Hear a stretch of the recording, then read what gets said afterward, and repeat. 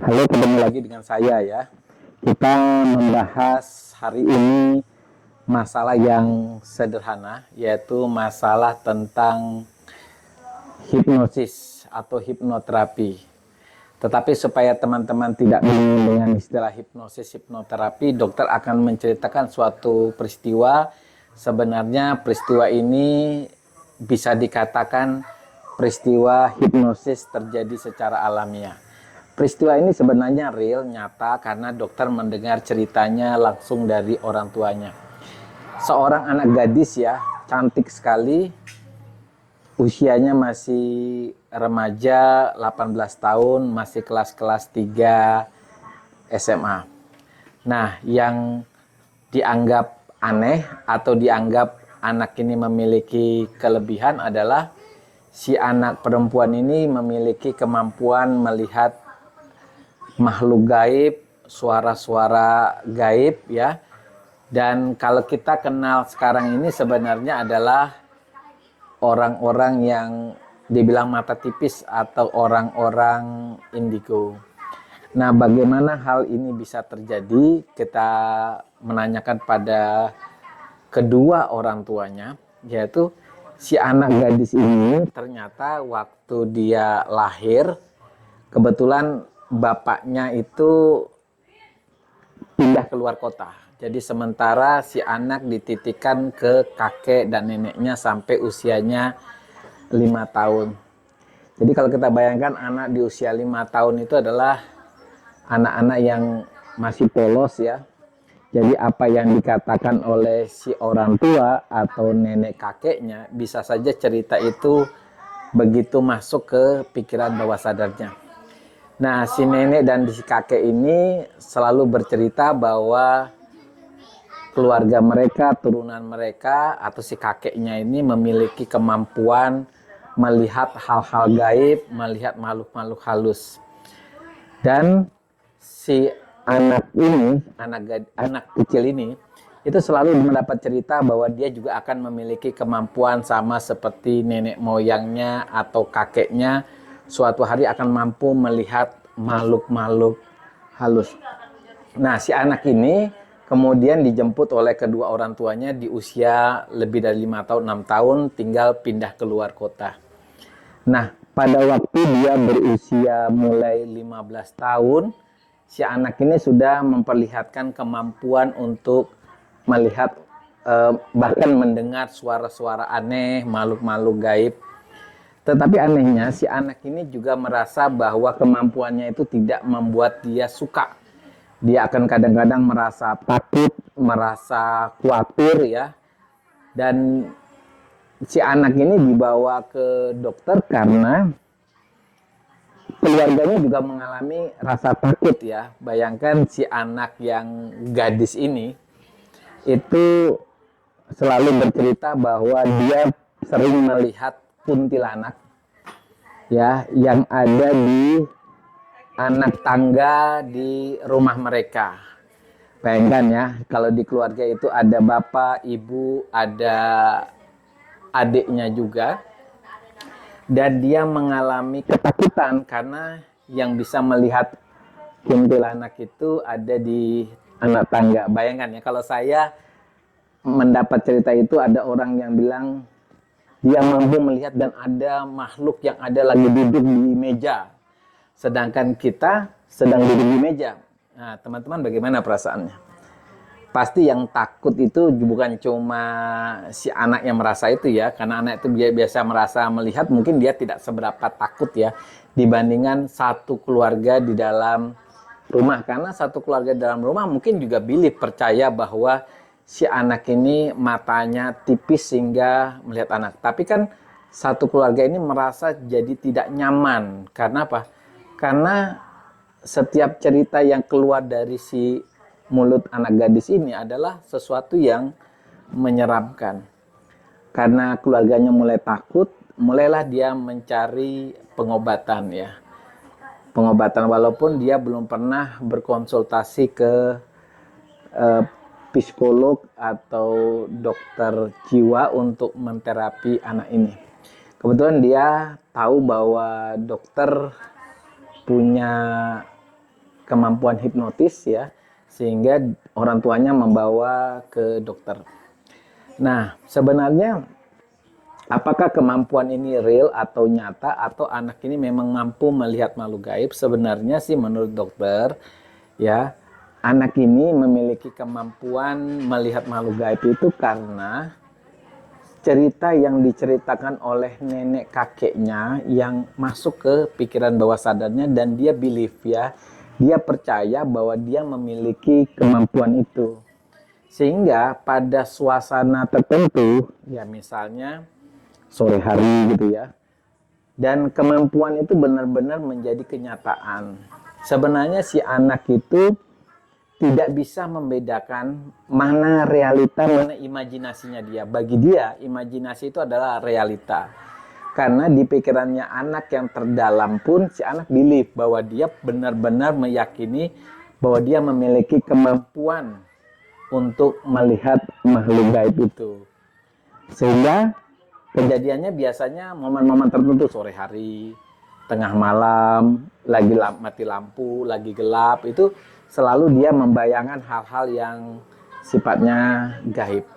Nah, pada waktu dokter menanyakan si anak memang benar-benar menyatakan bahwa dia melihat makhluk gaib. Waktu dokter bilang, bisa enggak tampilkan makhluk gaib itu di belakang dokter?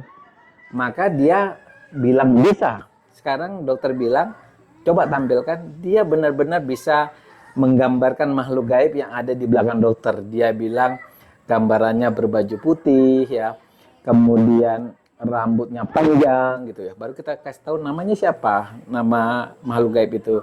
Dia bilang kuntilanak.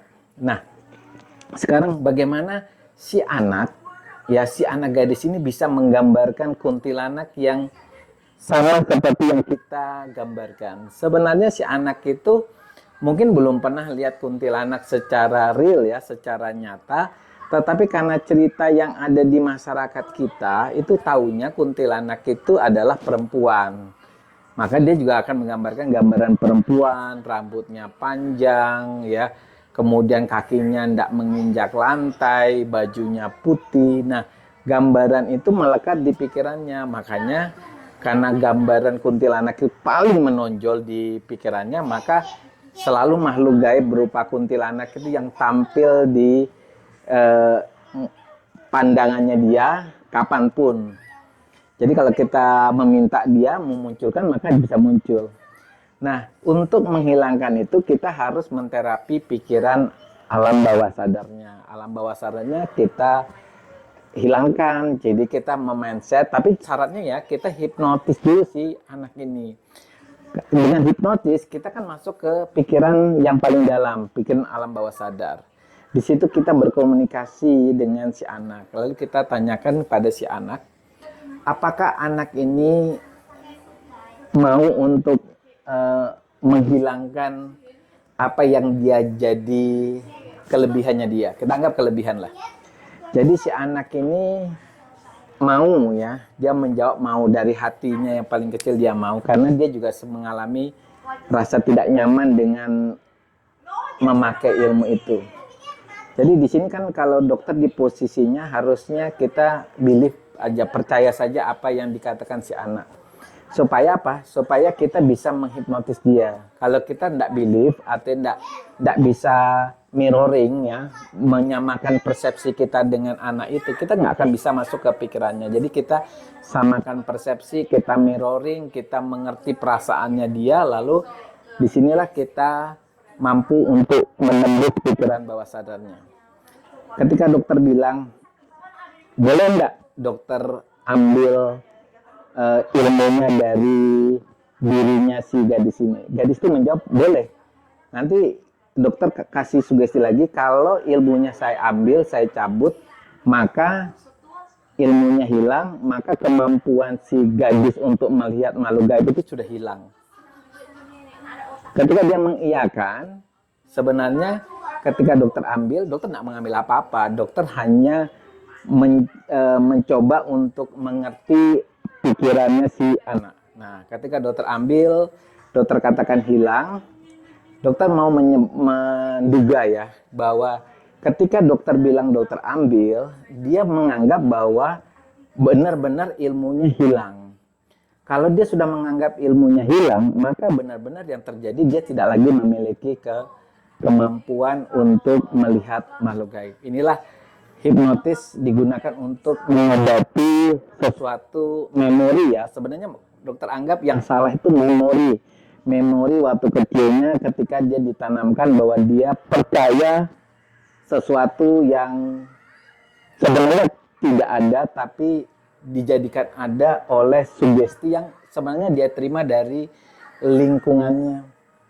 Nah, contoh yang paling banyak itu adalah contoh-contoh, misalnya kita sering kan kalau misalnya punya anak sekolah gitu ya, mungkin dia belajar bersama atau bermain dengan teman-temannya, selalu kita akan mengatakan jangan pulang malam ya, jangan lewat kuburan ya. Lalu si anak kan akan bertanya, kenapa Pak? Kenapa nggak bisa pulang malam dari kuburan? Kita selalu memakai alasan hal-hal gaib.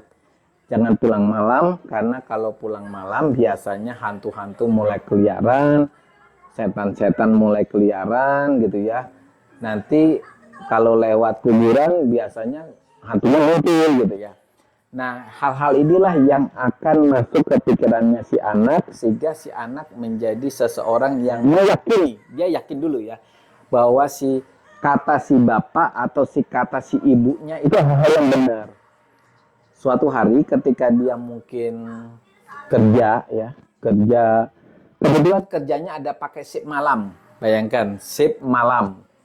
Ketika shift malam, bayangkan kalau dia jadi suster ya, atau jaga malam ya, shift malam, jaga keamanan di malam hari.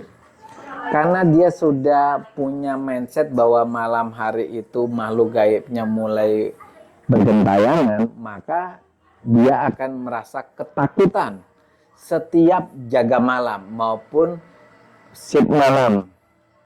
Sehingga itu akan mengganggu pekerjaannya sehari-hari. Karena setiap dia ganti shift, dia berusaha untuk untuk cari shift siang atau shift pagi ya. Biasanya shift itu kan ada pagi, sore, malam ya. Jadi dia selalu mencari shift pagi, kalaupun nggak bisa shift sore gitu ya. Kalau ternyata nggak bisa harus shift malam, dia pura-pura sakit supaya dia tidak shift malam. Di dalam hatinya lebih baik saya shift pagi 3 kali daripada shift malam 1 kali. Nah, kan kalau ini menjadi pekerjaan kita, apakah kita selalu memakai alasan sakit untuk tidak pakai shift malam? Kan tentu tidak, kita tidak mengganggu. Nah, makanya untungnya ketakutan ini bisa diobati dengan hipnosis. Nah, bagi teman-teman yang sudah jadi orang tua, ketika teman-teman melarang anak-anaknya untuk tidak pulang malam, jangan memakai alasan ada hantu atau makhluk gaib. Pakai aja alasan yang lain, misalnya kalau malam hari biasanya ada orang jahat gitu ya, ada orang yang memanfaatkan kesempatan gitu ya. Jadi tidak usah kita memakai alasan hantu atau makhluk gaib. Karena apa? Kedepannya dia akan mengalami ketakutan itu, karena apa yang dikatakan orang tua itu karena dia sebagai figur otoritas, perkataan itu bisa masuk ke pikiran bawah sadarnya si anak itu. Oke teman-teman, tetap semangat.